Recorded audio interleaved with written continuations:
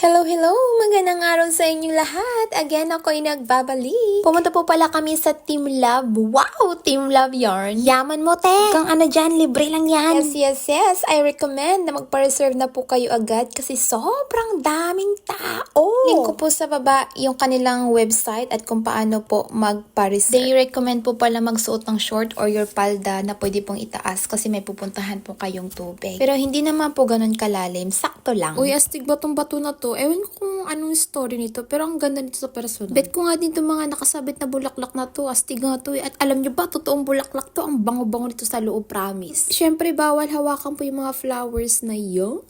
Pag pumunta kayo dito, magdala kayo ng magandang camera. Naku, pwede ng pang frame up, day! Ito po pala yung sinasabi kong dadaan kayo sa tubig, pero mayroon pa po dyang mas malalim. Ang ganda lang yan kasi ang dami yung dadaanan, tapos adventure, tapos para pang nandun kayo sa isang paraiso, ganun. Tapos may elimination pa po sila dun. Napakaganda talaga yung elimination nila. Tapos ito naman to si Pabida-Bida. Hoy, mag-ambag siguro.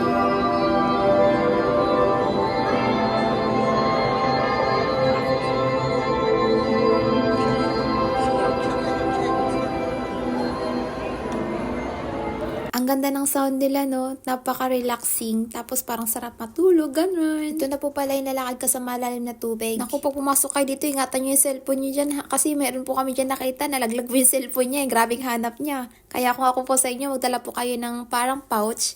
Pwede nyo pong ilagay yung cellphone nyo, mga gamit nyo para hindi po malaglag.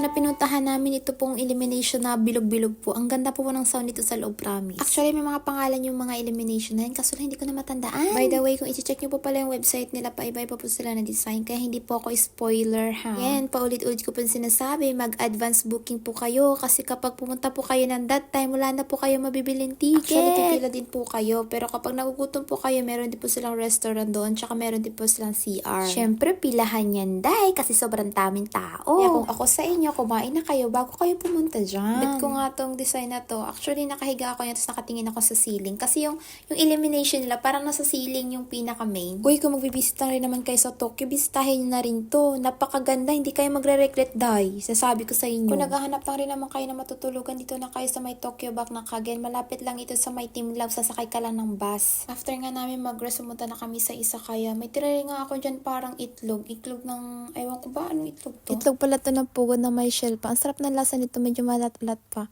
O yung mga grand-minded dyan, ha? After namin mag-Izakaya, nag-dinner na rin kami dito sa Moheiji. Isa sa mga famous sa food dito sa Tokyo. Tinry na rin po namin tong itlog na to. Sa hindi po nagtataka, mahilig po talaga ako sa itlog, lalo na yung fresh. Syempre, sila na rin po ang magluluto para sa inyo.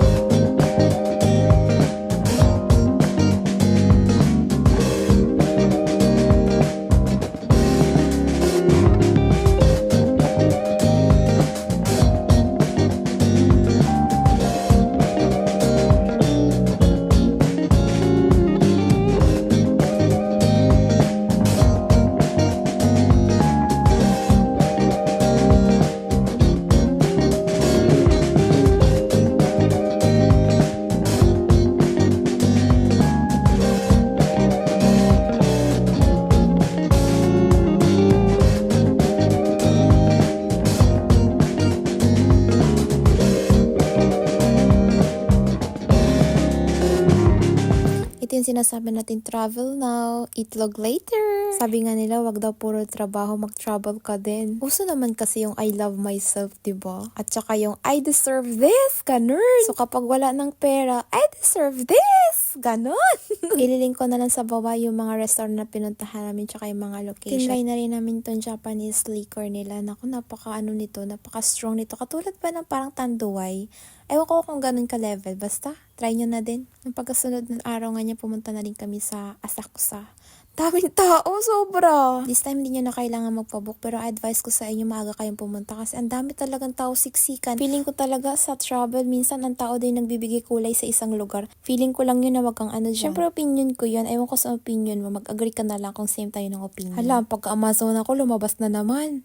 Delikado to, day. Load na lang kayo, ha.